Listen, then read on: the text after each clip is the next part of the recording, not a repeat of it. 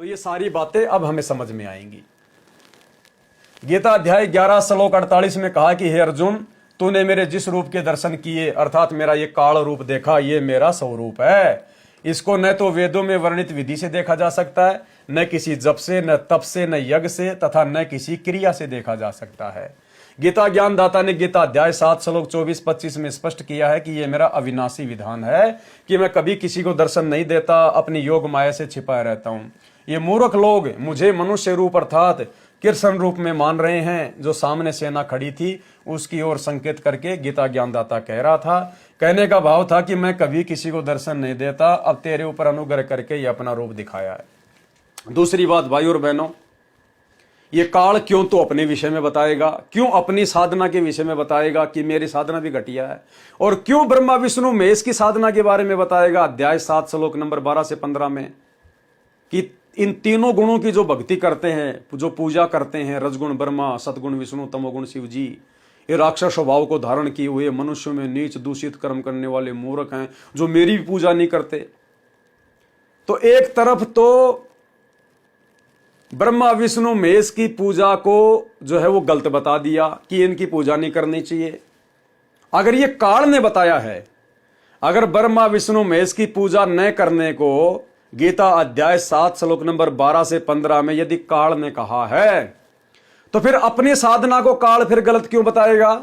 अध्याय 7 के श्लोक नंबर 18 में तुरंत बाद में कि मेरी साधना भी घटिया है, अनुत्तम है, ऐसी मूर्खता वो क्यों करेगा?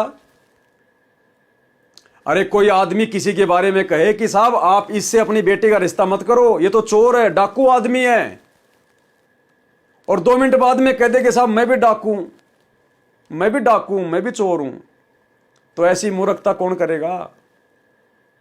काल क्यों तो अपने बच्चों की साधना को गलत बताएगा और क्यों अपनी साधना को गलत बताएगा?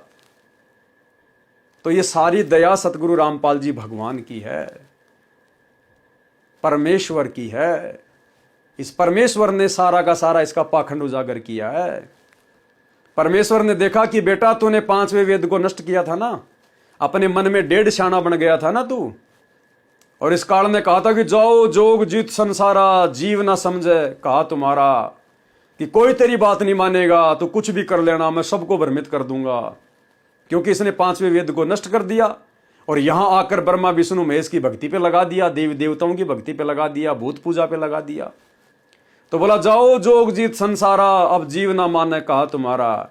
तो परमात्मा ने कहा था बेटा वो मेरा काम है, मैं कैसे अपनी आत्माओं को समझाऊंगा। तो काल ने तो परमात्मा की जानकारी को छुपाया, नष्ट किया, लेकिन परमेश्वर ने अब देखो परमेश्वर ने क्या लीला खेली गीता जी के ज्ञान के माध्यम से। परमेश्वर ने सारा का सारा मैटेरियल उजागर कर दिया, सारा का सारा उसकी जड़ें दिखा दी परमात्मा ने कि तू भगवान का नामो निशान मिटाना चाह रहा था ना, कि किसी को जानकारी नहीं होने दूंगा मैं भगवान की, मैं परमात्मा की, सबको भ्रमित कर दूंगा, किसी को सतलोक का रास्ता नहीं बताऊंगा। ले बेटा तेरा ही नाम लेके अब मैं बताऊंगा दुनिया को। तो नाम हो गया काल का, और सतगुरु रामपाल जी भगवान ने पूरा रास्ता सतलोक का और गीता जी के ज्ञान में ब्रह्मा विष्णु महेश की पूजा से लेकर काल की पूजा से लेकर कि बेटा तूने मेरा ही नाम ले लेके जीवों को तूने भ्रमित किया ना कि भक्ति तो करेंगे आपकी कबीर की, लेकिन रास्ता नहीं होगा, मंत्र नहीं होंगे, भक्ति आपकी नहीं होगी।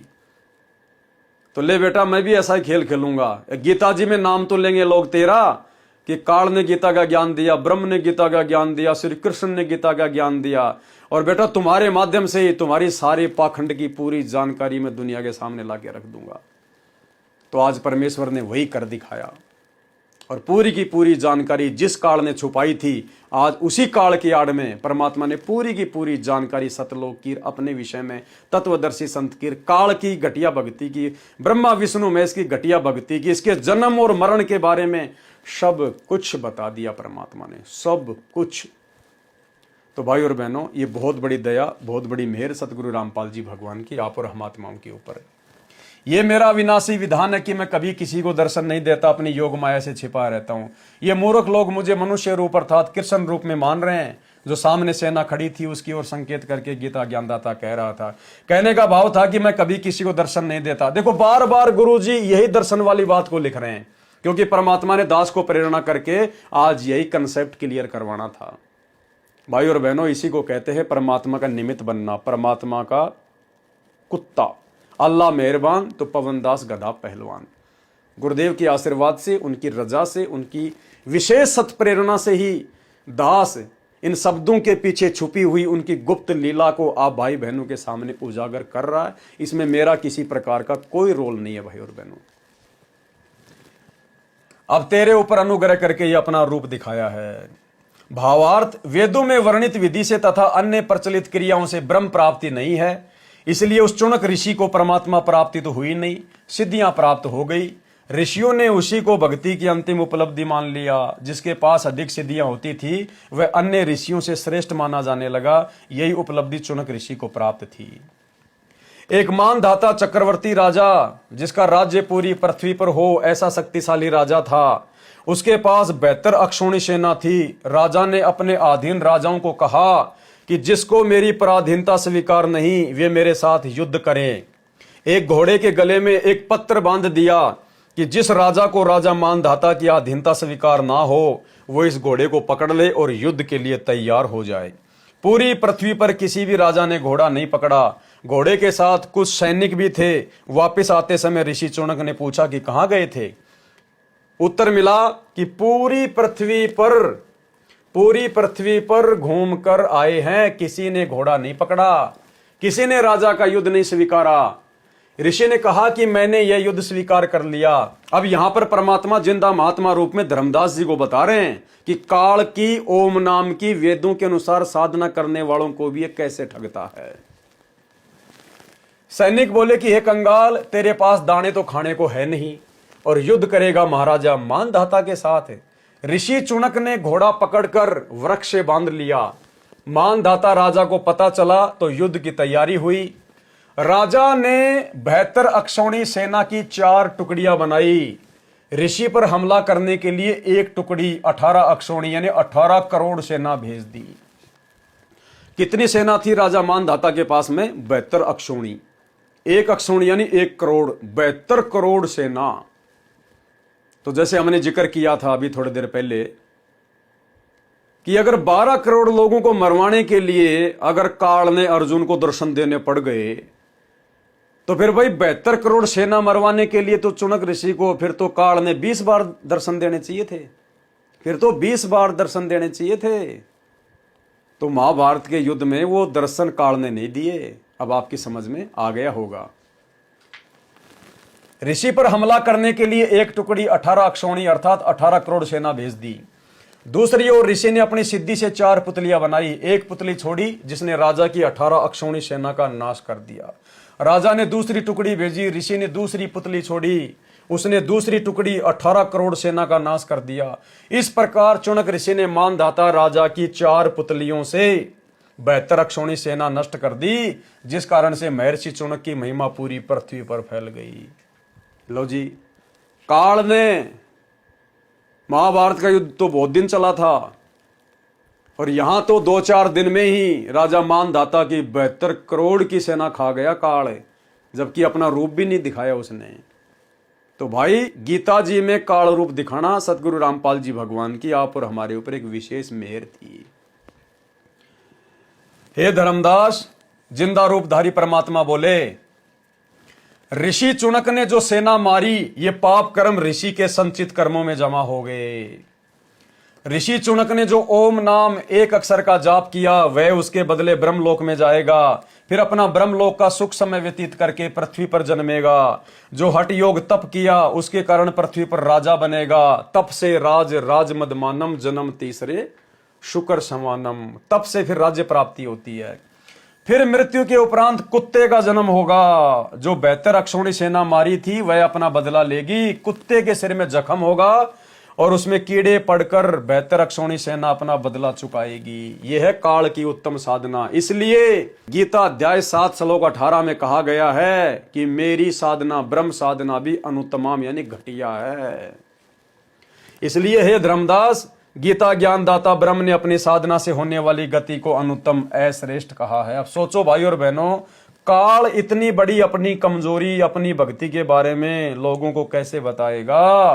वो तो गुमराह करके रखता है जीवात्माओं को, उसका तो काम ही है। तो ये सारी जानकारी सतगुरु रामपाल जी भगवान ने आप और हम जीवात्माओं पर दया बख्शी, जो गीता के माध्यम से दी है। फिर सवाल किया धर्मदास जी ने, सवाल धर्मदास जी का, हे जिंदा, मैंने एक महामंडलेश्वर से प्रश्न किया था कि गीता अध्याय 18 श्लोक 62 में भगवान कृष्ण जी ने किस परमेश्वर की शरण में जाने के लिए कहा है। उस मंडलेश्वर ने उत्तर दिया था कि भगवान श्री कृष्ण के अतिरिक्त कोई भगवान नहीं है, कृष्ण जी ही स्वयं पूर्ण परमात्मा है, वे अपनी ही शरण में आने के लिए कह रहे हैं, बस कहने का फेर है। हे जिंदा जी, कृपया मुझ अज्ञानी का भ्रम निवारण करें। तो क्या उत्तर दिया जिंदा रूप में कबीर परमात्मा सतगुरु रामपाल जी ने? उत्तर जिंदा बाबा परमेश्वर का, हे धर्मदास, ये माला डाल हुए हैं मुक्ता, सट दल उआ बाई बक्ता। ये बड़े बड़े साधु संत महामंडलेश्वर शंकराचार्य, ये अपने गले में बड़ी बड़ी रुद्राक्ष की या मोतियों की माला डालकर अपने आप को मोक्ष प्राप्त समझ बैठे हैं। ये माला डाल हुए हैं मुक्ता, सट दल उआ बाई बगता। ये जो 6 दल है ना इनके, गिरी पुरी नागा वैष्णव ओगड़ हैं, ये सब उआ बाई बगते हैं, इनके पास कोई वास्तविक ज्ञान नहीं है। आपके सर्वमंडलेश्वर अर्थात शंकराचार्य अटपट करके भोली जनता को भ्रमित कर रहे हैं, कह रहे हैं कि गीता ज्ञान दाता गीता अध्याय 18 श्लोक 62 में अर्जुन को अपनी ही शरण में आने को कहता है। ये बिल्कुल गलत है, क्योंकि गीता अध्याय 2 श्लोक 7 में अर्जुन ने कहा कि हे कृष्ण, अब मेरी बुद्धि ठीक से काम नहीं कर रही है, मैं आपका शिष्य हूं, आपकी शरण में हूं, जो मेरे हित में हो वह ज्ञान मुझे दीजिए।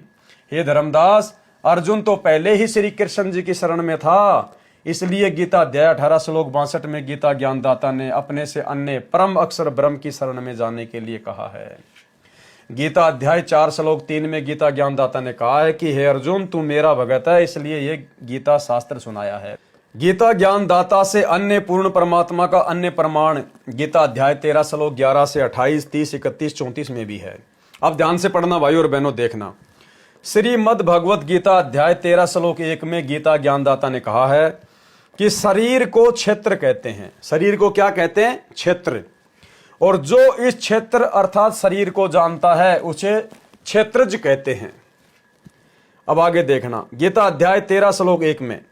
अब गीता अध्याय 13 श्लोक 2 में गीता ज्ञानदाता ने कहा कि मैं क्षेत्रज हूं।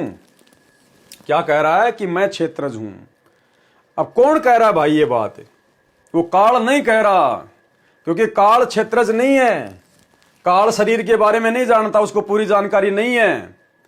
श्रीमद् भगवत गीता अध्याय 13 श्लोक 1 में गीता ज्ञानदाता ने कहा है कि शरीर को क्षेत्र कहते हैं। शरीर को क्या कहते हैं? क्षेत्र। और जो इस क्षेत्र अर्थात शरीर को जानता है उसे क्षेत्रज कहते हैं, जो शरीर को जानता है। तो शरीर को कौन जानेगा भाई और बहनों? जिसने शरीर बनाया है। क्या ये मनुष्य शरीर इस काल ने बनाया है क्या, जो इस शरीर के बारे में जान जाएगा? अरे संध्या आरती में क्या कहते हैं परमात्मा? कोटि यतन कर मुकुट बनाया, बिच बिच हीरा लाल लगाया, 5 तत्व की गुदरी बनाई, चंद सूरज 2 थिगरी लगाई। तो शरीर किसने बनाया? कबीर परमात्मा सतगुरु रामपाल जी ने। तो शरीर को क्या कहते हैं? क्षेत्र। और जो इस क्षेत्र अर्थात शरीर को पूर्णतया जानता है उसको कहते हैं क्षेत्रज, यानी उस शरीर का जानकार। और फिर यह क्या कहा जा रहा है? गीता अध्याय 13 श्लोक 2 में गीता ज्ञानदाता ने कहा कि मैं क्षेत्रज हूं, मैं क्षेत्रज हूं। तो कौन कह रहा है ये बात? गुरुदेव भगवान कह रहे हैं। तो गीता का ज्यादातर ज्ञान जो काल के विषय में, इनकी घटिया साधनाओं के विषय में, परमात्मा की जानकारी विषय में जो दिया गया है, ये खुद इस क्षेत्रज सतगुरु रामपाल जी भगवान ने दिया है। अरे ये शरीर परमात्मा ने दिया है, परमात्मा ने बनाया है। गरीबदास जी कहते हैं, पिंड प्राण जिन दीने दाना, गरीबदास जांकू कुर्बाना। और गुरुजी बार बार हमें सत्संगों में क्या कहते हैं कि अगर इस काल को 1 लाख मानव शरीरधारी आत्माओं के सूक्ष्म शरीर की वासना खाने का श्राप ना मिलता तो ये मनुष्य शरीर भी ना बनाता। तो ये विशेष दया है परमात्मा की, विशेष मेहर है मालिक की, जो हमें मनुष्य शरीर मिला है। तो ये भगवान ने बनाया है। संध्या आरती में इसका पूरा विवरण है। पांच तत्व की गुदरी बनाई, चंद सूरज दो थिगरी लगाई, कोटि यतन कर मुकुट बनाया, बिच बिच हीरा लाल लगाया, ईला पिंगला और पता नहीं क्या क्या, ये सब परमेश्वर की रचना है। तो शरीर को पूर्णतया जो जानता है उसको कहते हैं क्षेत्रज। तो क्षेत्रज कौन हो सकता है? सतगुरु रामपाल जी भगवान हो सकते हैं, और कोई क्षेत्रज नहीं है। गीता अध्याय 13 श्लोक 2 में गीता ज्ञानदाता ने कहा है कि मैं क्षेत्रज हूं। क्षेत्र तथा क्षेत्रज दोनों को जानना ही तत्व ज्ञान कहा जाता है। अब देखो, हो गया क्लियर? क्षेत्रज यानी शरीर, और क्षेत्रज शरीर को बनाने वाले को जानना ही क्या है? तत्व ज्ञान। तो ये ज्ञान तो गुरुदेव की रजा से आज आप और हमें हुआ है। इस शरीर की जानकारी, इसके अंदर कौन कौन से देवी देवताओं का वास है, कहाँ इसमें परमात्मा का वास है, कौन कौन से कमल बने हुए हैं, कैसे हमारी आत्मा शरीर से बाहर निकलेगी, 10वें द्वार से निकलेगी या फिर सुषुम्ना द्वार से निकलेगी, कैसे हम त्रिकुटी तक की यात्रा करेंगे। तो इस शरीर को जानना, इस शरीर को यानी क्षेत्र को जानना, क्षेत्र यानी शरीर, और क्षेत्रज जिसने शरीर बनाया है, कहते हैं उन दोनों को जानना ही तत्व ज्ञान है। मैं क्षेत्रज हूं, क्षेत्र तथा क्षेत्रज दोनों को जानना ही तत्व ज्ञान कहा जाता है। दोनों को जानना ही क्या कहा जाता है? तत्व ज्ञान। तो भाई क्षेत्र और क्षेत्रज को तो आप और हम जान पाए आज गुरुदेव भगवान की दया से, उनके तत्व ज्ञान से। ऐसा मेरा मत है। गीता अध्याय 13 श्लोक 10 में कहा है कि मेरी भक्ति अव्यभिचारिणी होनी चाहिए। देखो भाई और बहनों, मेरी भक्ति अव्यभिचारिणी होनी चाहिए। आज हमें पतिव्रता पद की भक्ति के लिए कौन कह रहे हैं? सतगुरु रामपाल जी, कि अगर पूर्ण मोक्ष प्राप्त करना है तो अव्यभिचारिणी भक्ति करनी पड़ेगी। अव्यभिचारिणी क्या कहा जा रहा है? गीता अध्याय 13 श्लोक 10 में कहा है कि मेरी भक्ति अव्यभिचारिणी होनी चाहिए। जैसे अन्य देवताओं की साधना तो गीता अध्याय 7 श्लोक 12 से 15 तथा 20 से 23 में व्यर्थ कही है। केवल ब्रह्म की भक्ति करें। उसके विषय में यहाँ कहा कि अन्य देवता में आसक्त न हो। भावार्थ है कि भक्ति व मुक्ति के लिए ज्ञान समझें, वक्ता बनने के लिए नहीं। इसके अतिरिक्त वक्ता बनने के लिए ज्ञान सुनना अज्ञान है। पतिव्रता स्त्री की तरह केवल मुझ में आस्था रखकर भक्ति करें, और मनुष्य में बैठकर बातें बनाने का स्वभाव नहीं होना चाहिए। एकांत स्थान में रहकर भक्ति करें, यानी एकांत स्थान का मतलब है दुनियादारी से दूर हटकर, सांसारिक विषय वासनाओं से दूर हटकर भक्ति करें। गीता अध्याय 13 श्लोक 11 में गीता ज्ञानदाता ने कहा है कि अध्यात्म ज्ञान में रुचि रखकर तत्व ज्ञान के लिए सदग्रंथों को देखना तत्व ज्ञान है, वह ज्ञान है। अध्यात्म ज्ञान में रुचि रखकर तत्व ज्ञान के लिए सदग्रंथों को देखना तत्व ज्ञान है, तथा तत्व ज्ञान की अपेक्षा कथा कहानियां सुनना, सुनाना, शास्त्र विधि विरुद्ध भक्ति करना, यह सब अज्ञान है। तत्व ज्ञान के लिए परमात्मा को जानना ही ज्ञान है। गीता अध्याय 13 श्लोक में गीता ज्ञानदाता ने अपने से परम ब्रह्म यानी श्रेष्ठ परमात्मा का ज्ञान करवाया है। जो परमात्मा श्रेयम जानने योग्य है, जिसको जानकर अमृतम अश्नुते अमृतत्व प्राप्त होता है, अर्थात पूर्ण मोक्ष का अमृत जैसा आनंद भोगने को मिलता है, उसको भली बाती कहूंगा। अब बताओ वो भली बाती क्यों कहेगा? वो काल भली बाती उस अमृत रूप परमात्मा के विषय में क्यों कहेगा, क्यों ज्ञान देगा? वो ज्ञान तो उसने सबसे पहले नष्ट कर दिया था। अगर वही ज्ञान उसको आज देना होता तो सूक्ष्म वेद को नष्ट ही क्यों करता? तो सारी दया आप और हमारे ऊपर गुरुदेव भगवान ने बख्शी। तत्व है दूसरा ब्रह्म परमात्मा ने तो सत कहा जाता है, अर्थात गीता ज्ञानदाता ने अध्याय 4 श्लोक 32-34 में कहा है कि जो तत्व ज्ञान है उसमें परमात्मा का पूर्ण ज्ञान है। वह तत्व ज्ञान परमात्मा अपने मुख कमल से स्वयं उच्चारण करके बोलता है। तत्व ज्ञान को परमात्मा अपने मुख कमल से स्वयं उच्चारण करके बोलता है। तो आज उस तत्व ज्ञान को अपने मुख कमल से उच्चारण करके आज कौन बोल रहे हैं? सतगुरु रामपाल जी। तो सतगुरु रामपाल जी कौन हुए? खुद परमेश्वर परमात्मा, जो तत्व ज्ञान को अपने मुख कमल से उच्चारण करके बोलता है। तो भाई और बहनों, बहुत बड़ी मेहर, बहुत बड़ी दया गुरुदेव भगवान की। परमेश्वर ने आप और हम सभी आत्माओं के ऊपर एक रजा बख्शी है। अपने कर कमलों से लिखित पुस्तकों के ऊपर जो वीडियो बनवाने परमेश्वर ने शुरू किए हैं, और इन पुस्तकों के अंदर परमेश्वर ने जो गुप्त रहस्य छुपा रखे हैं सांकेतिक रूप में या गुप्त रूप में, और फिर अपने दासों को सद्बुद्धि दे के परमात्मा परमाणु के साथ में उसका खुलासा करवा रहे हैं, जिससे हमारा विश्वास हमारे गुरुदेव भगवान के चरणों में, उनकी भक्ति में निरंतर दृढ़ होता जा रहा है।